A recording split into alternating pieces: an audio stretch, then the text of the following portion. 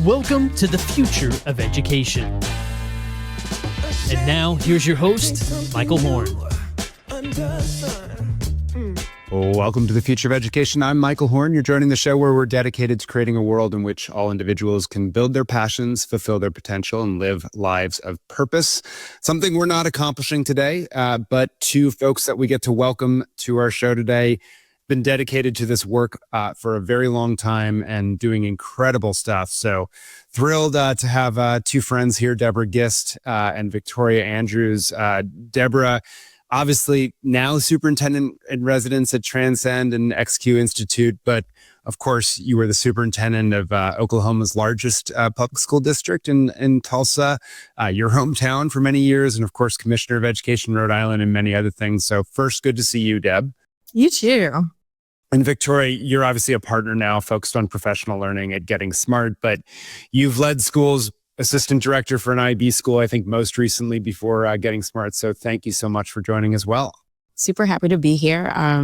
Can't wait for the conversation. Well, we're going to dive in because you all were part of Getting Smart Collective, Learner-Centered Collaborative, and Transcend coming together to write, I think, a really important report, the Public Microschool Playbook, a new actionable guide for system leaders. We'll link to it, obviously, in the show notes and up front. But it's a really important playbook that encourages districts to get in the game, start creating microschools. Yes. Right. And Deb, I feel like actually I was in front of you a couple times from Reopen to Reinvent came out being like, districts should do microschools. And you'd be like, there's not a playbook yet to get them to do it. So you guys have written that.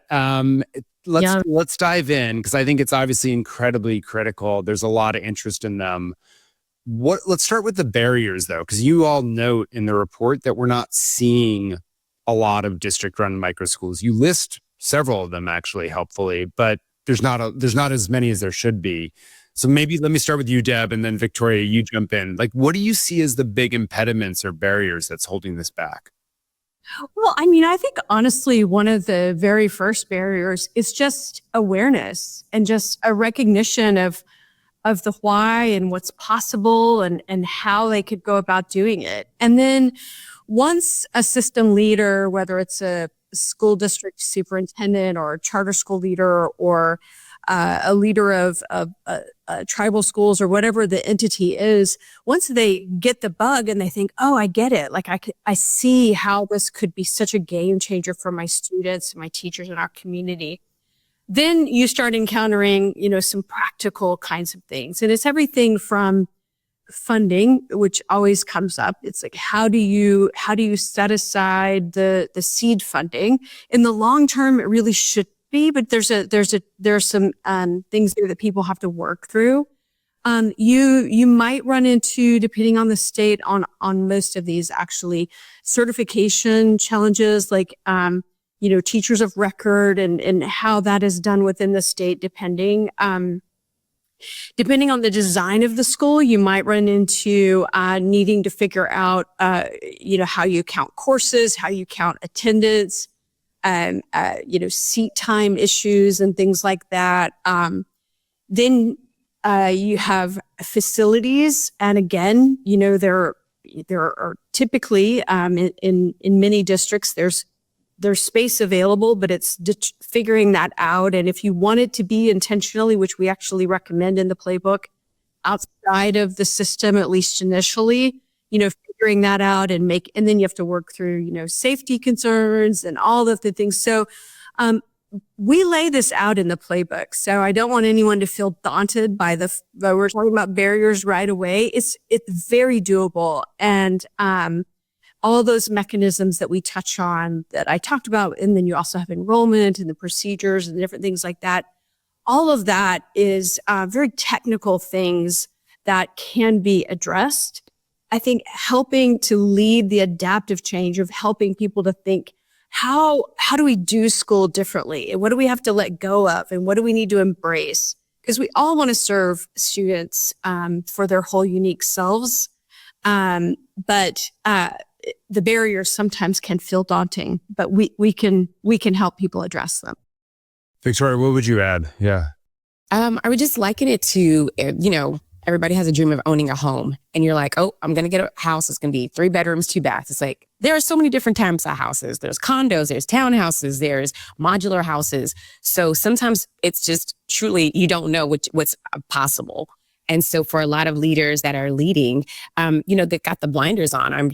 Deb can attest to this just like I can, where it's like the day to day, you're just like, I got to make it through, and we need to do what we need to do to make sure that the kids are safe and the staff is supported. And sometimes, unfortunately, innovation is the last thing on our minds. And so not even knowing what are the possibilities to attract different parents to engage students in a different way, just even knowing that this is an option and this is an avenue to do that. Yeah, no, that makes sense. So I want to double click on a couple of them because you talked about seed funding. That's one I hear a lot from folks on the ground of like, we are stretched as it is, running flat out. And to your point, Victoria, like the urgent and immediate maybe trumps the important in the long term that maybe we should be planning for.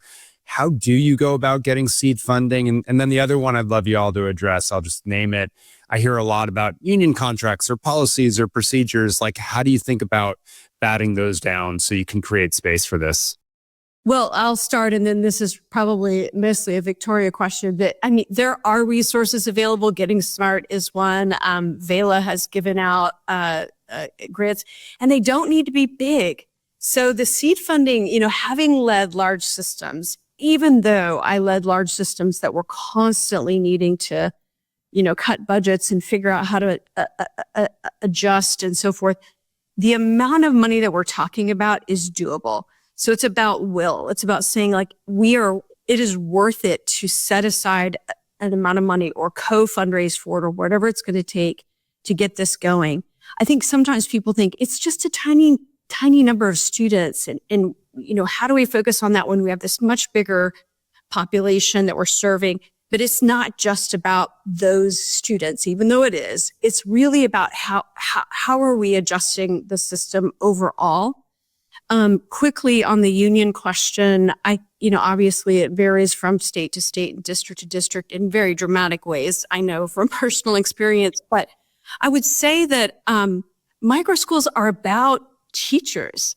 I mean, this is about so helping the union leadership and the teachers that are part of that union leadership understand that this is about respecting the professionalism of educators and giving them an opportunity to work with communities to build the kind of schools that they really dream about. So I think it's a doable thing, but Victoria knows more about doing that on a day-to-day. Well, you've been in the trenches, Victoria, so because y'all are getting smarter, funding, supporting a lot of these. So talk about that. We have, and what is inspiring is that you see once people wrap their mind around that this is a possibility, then you see that like innovation light bulb go off, and it's how can I be creative with the space and the staffing that I have? I think about Canyon City out of Colorado. So they have a micro school and it's experiential learning, and they take the young people on various trips across the country and even globally. And their staffing model is so that they're on the block schedule, but if there's an English teacher, that one of that English teacher section is with the micro school. So it's not the hiring of an additional person. It's just being creative and flexible within the confines that you already have. And so that's a perfect example of like, how do we address, space, operations, and staffing?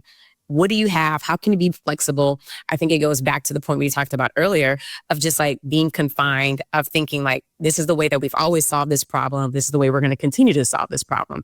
But it's like, what if you kind of flip things on their head? I've seen other spaces switch to a 4-day school model to accommodate a micro school. And what are those kids going to be doing on that 5th day? And how do you staff for that? To Deb's point, you're respecting those educators as indeed educators and professionals and pulling them into the conversation. There are tons of great examples all across the country of people that are navigating unions and navigating staffing models and schedules. And sometimes, again, people just don't know what's out there. And so diving into the playbook, what I do appreciate is that we highlight so many examples that you can still reach out to right now if you're not clear or if there's a hurdle that you can't quite cross. So part of that is you also show the payoff, right, from this. And you have this section on the benefits with pretty striking results called out. You had Edge, for example, a district-run micro school within Liberty Public Schools in Missouri. You have some cool like highlights that I would just encourage people to check out the report, spend some time with it. And then you jump, and I think this is the perfect segue because you just talked about that school in Colorado that, by the way, I kind of want to go to now. So I just took a note, like experiential learning, traveling around the country and world. Yes, please. Yeah, check. Right, check. But the first stage you have in all this is planning, and you named some specific considerations: competency-based learning instead of seat time. You've got alternative accountability and assessment models. Thinking about the Microschools goals and how those line up, right? Expanding teacher cert, you mentioned that, Deb, and a bunch of other stuff.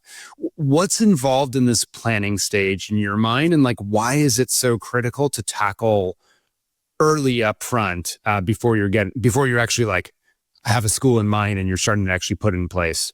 Yeah. So I'm so glad you asked me this because this is where I'm working with a community of practice right now. And so many of those leaders are looking to launch a public microschool.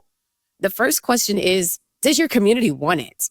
Because you can have this passion project and it can be shiny and have all the bells and whistles, and it can be competency based and PBL, and guys can go across the country and, you're helping everybody. But if your community doesn't want that, then it's for you. It's for it's for the adults. It's for the school board. It's for that passionate parent. So first and foremost is what's your why and who is that for? And really honing in, and we, not just for public microschools, but that's something we've just learned from microschools in general. They are responsive to the needs of their community. Yes. It wasn't the ones that were just that cupcake fluffy, like, oh, I just want to do something cool. Like, that's just what you did, something cool for you. And that's in service to no one. And so we definitely don't encourage that. Is really, really hone into your why. And you'll see that at the beginning chapters of the playbook of just like, what are you doing? What's your purpose? And the ones that have a level of sustainability, like you highlighted, I was hoping you would bring up Liberty Edge out in Missouri. They looked at, okay, why are young people leaving? What do families want? What are they asking for? And then they build a program that's responsive to that. And so that's what our highly, just start off with a true why, and don't be afraid to ask the families, because they're going to tell you. They're going to tell you where they're going, why they're going there, or even the young people. What do they want? What do they want that's different? And then you can take that information. And I don't know any middle schooler or high schooler that's going to be afraid to tell you exactly what they want when it comes to their education. Fair enough. Fair enough. You have this section then that comes after, right, on the designing. And it starts to get into this thing around, like, don't make it one size fits all, really fit the purpose. I'd love you both to talk about that, but also in the context of, like, as you've, been designing across the country, Victoria, like, what do you see as the biggest opportunities, Deb, when you put your lenses on of leadership? Like, where do you see the biggest opportunities to start? What populations, what are the whys that really grab communities right now that maybe are tuning out to the traditional options? Yeah, it's really endless, actually. In the microschool world, you see everything from, Montessori programs for the littles to programs specifically designed for newcomers, to more career and tech kind of focus schools for older students. And they could serve any group. And I think, as Victoria was saying, just understanding your own community, what the needs are and what is most ripe.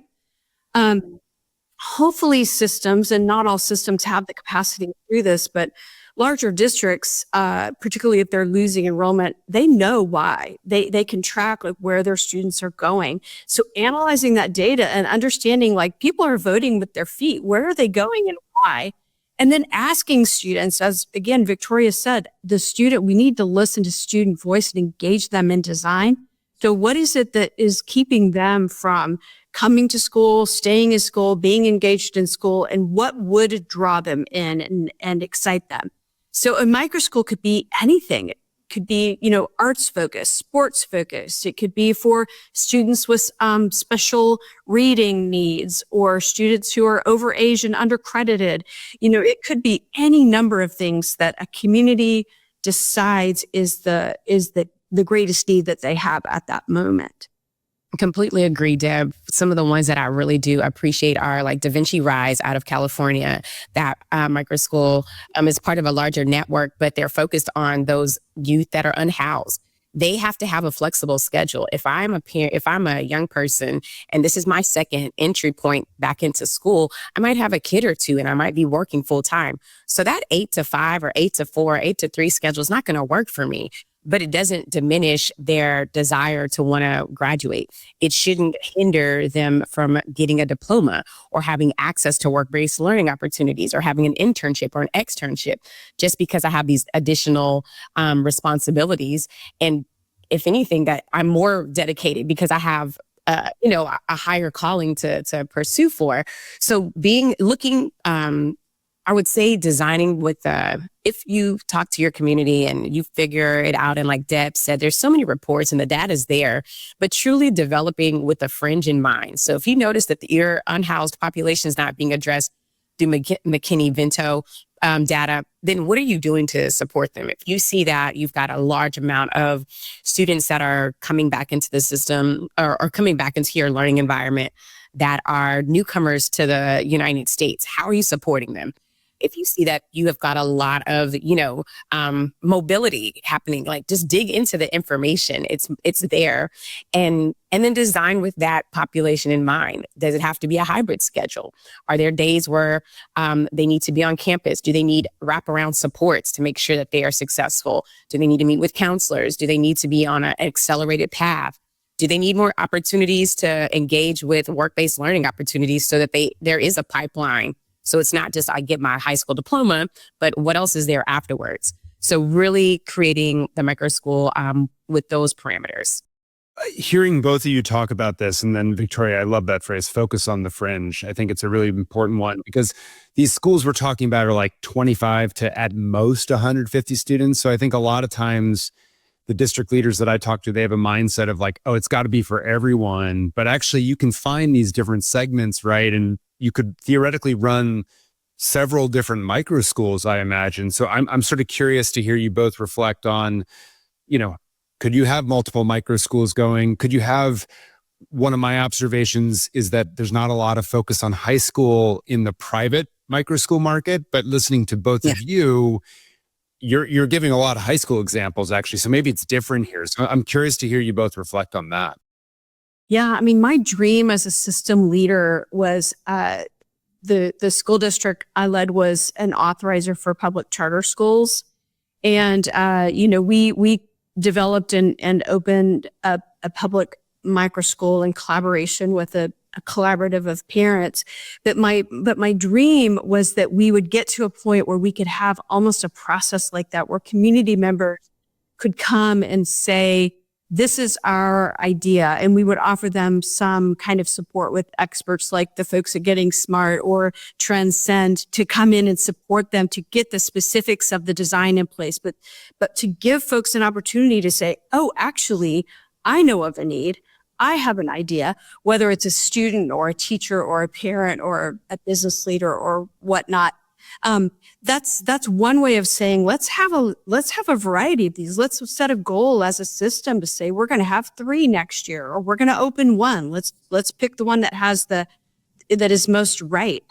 There are different ways to do this. And it could be that you say, we have a need and we're going to replicate this model because we tried it. So we're going to, instead of try to grow it into a big school, because that's sometimes what we think, well, we have this micro school, so now let's make it a big school.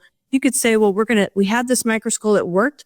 Let's have 3 more in different parts of the city that makes it more accessible to other students. You brought up a point, Deb, in that it doesn't necessarily mean like, let's just make a bunch like, the franchise model. It could be we're a traditional comprehensive high school and we're thinking about rolling out project-based learning. But instead of flipping the whole system, let's do a micro school of project-based learning. And those teachers that are going to do it are then going to like infiltrate the larger school system. So if you have like 2 or 3 years or even a full 4 years for that, then it's the likelihood of success will be higher because you've worked out the kinks with a smaller group before you launch it with a larger group. And so that's another way to like, okay, now we're going to roll out project-based learning across our campus. What did we learn? What are some of the mistakes we made on a smaller scale? I mean, Deb, trying to redo a whole master schedule in the middle of the year literally incites fear in everybody. So instead of doing that, small test drive, a smaller experiment would be a great way to kind of scale the practices of a micro school. Sort of the Edgecombe model. And then you have in Issaquah with Heather Talyuk's leadership. That's what I figured Yes. your mind, Victoria. But, they have a school within a school that Julia Bamba there leads. And, they're starting to explore, okay, how do we, who else might benefit from this model? But it was that high school, that secondary school within a school model as well. And let's be honest, because, and I know Julia, we both do very well. They started off in high school and they were like, okay, they had some challenges with enrollment and recruitment. And they took those learnings and said, actually, this would be better suited for middle school and pushing it down. So just because it didn't work in that environment, they didn't say, oh, micro schools don't work, throw the whole thing away. They took their learnings and they just moved it down to middle school. And I think that's a great example. They didn't consider that a failure. They took their learnings and then just moved forward. Yep. And I think that's such an important reason. It's one of the many reasons why micro schools are so important for public systems. We have to be more nimble. We have to be have the kind of learning experiences where we're serving a population, and we should be doing this everywhere, but it's just harder when you have, 1,000 students versus 50 students to be able to shift gears. If something's working, let's do more of that. Let's lean into it. If it's not working, let's fix it or stop it or whatever that might be, to have that continuous improvement built into the system. Yeah, it seems like a huge thing that you guys are pointing to, right? This testing and learning, this iteration culture. I'm shocked often at districts that are like, tomorrow we're all doing this. And you're like, wow, this is going to break in like 100 ways we can't even imagine. Let's start small before we try to go big. You also have the advantages of coalition of the willing, not just of the teachers, but also the students who decided to show up. And that gets into the other piece. So you have the planning, designing, and then implementing is the third part of this playbook. And you bring up a lot of interesting things. You talk about launch, sustaining, strong culture, experience, like a whole bunch of things that people should check out. The one that just for this conversation I want to get into, because it relates to what we've just been talking about, is recruiting and enrolling students. Because those are two words that are not like heard that often in district settings because they don't have to do it really that much, right? And so recruiting and enrolling students, Victoria, like what are the big things to know there? Oh, goodness. As a former dean who had to recruit students for her class, it's you want to make sure it's not just, Deb and Michael are excellent students, so I want them in my program. But it's Victoria the knucklehead, like, hey, this might be a good program for you. Like, I'm pretty sure you have it the wrong way, but keep going. Yeah. Okay. My parents would probably argue not. But you want to make sure that you're reaching out to not just the students that are going to just say that it's just a good program, but also that it's a good fit for. It might be a better, that experiential learning program might be better suited for the Michaels and Victorias of the world because it's more hands-on learning. And it's because, they have a mentor that's in the community that's going to check on them. So it's a true village that's taking care of them. So I know that like counselors and because again, I have served in that capacity. It's a lot to say, okay, we want you to ask and, recruit, but publicize it in a way that everybody is knowledgeable of it. So it's not this very cherry-picked society that gets access to this micro school, because that's a quick way to create more division in a space that's already divisive. So what's the goal? Who is it for? How are you going to make sure that that group is indeed being served by it? Because even if you do create a certain program, but you don't get those right students in there, they're not going to give you the feedback that you need, like Deb said, to be agile and be nimble and to make those iterations using the design process. So recruiting is crucial. And like you said, Michael, most public schools we're not excellent at it because it's like, hey, if you're on a bus, you're coming to my school. But when you think about a very specialized program, coaches recruit, the robotics teacher recruits, whoever has an exceptional extracurricular program, they recruit. And so taking that same kind of approach when it comes to a public micro school would be excellent. Yeah. More and more systems are creating as we did in Tulsa, a unified enrollment system, and then using that enrollment system to help make those matches, to make sure that that access is there, that families easily can understand what their choices are, how to access those choices, and just having the microschool be a part of that overall system so that ideally you get to a place where, whether it's a microschool or a comprehensive school, because even though not all microschools are right for all students, of course, but a microschool might not be right for all students. I mean, some students are going to thrive much more in a larger, more comprehensive school. And so just making those matches, making sure the access and the awareness is throughout all families and students. So this brings us to the last question I want to ask, because you have this bigger vision that microschools can really help scale change. And what's so interesting about that statement, though, is by definition, a microschool is purposely designed not to scale. It is designed to stay small, but that they could have impact at scale is sort of the argument. And I can see many pathways through which that could happen, some of which maybe would undermine the innovativeness of the microschool, some of which might help the district innovate. I'm just really curious to learn from you all. How do you see impact at scale from following this strategy? Like, what is the pathway to helping every student, have a better educational experience in front of them by pursuing this innovation through microschools? I think it's a combination of what Deb mentioned and what I was talking about previously of like those practices that are done in that microschool can be taken to scale. While the microschool itself will stay small and agile, but the practices, whether it is competency-based learning, a 4-day school week, whether it's an internship program, whether it is whatever that you're piloting, that can be taken to scale. So that would be a way that it could have a larger impact. I think when we in education, the only way we tend to think about scale is like more numbers, like more. It's like, hold on, everybody. We've kind of seen that doesn't always work, but what are the practices? Maybe it's the staffing model that you're trying to get a grasp of. Maybe it is team teaching in that micro school. Maybe it's partner teaching. So what are those specific practices, and having the cycles of improvement noted so that when it is taken to scale, that you can say, okay, we knew that this was a challenge, this was an obstacle, and we can kind of meet it head on. So that's what I envision as a key component for implementing and then taking things broader than just the micro school. Yeah, I think, for sure. I mean, you might scale practices. You might scale the school through replication or franchise, I think Victoria said, or through growth. You might say, actually, this is really working and it could work bigger. But there are some microschools that are so specific to a group of students that they just are going to be awesome where they are, and that doesn't need to be the goal. I mean, the fact that you have a school that's serving in a beautiful way this niche group of students and families with a teacher who it's also perfect for, or more than one teacher, that alone is success and ought to be something that our systems are willing to embrace.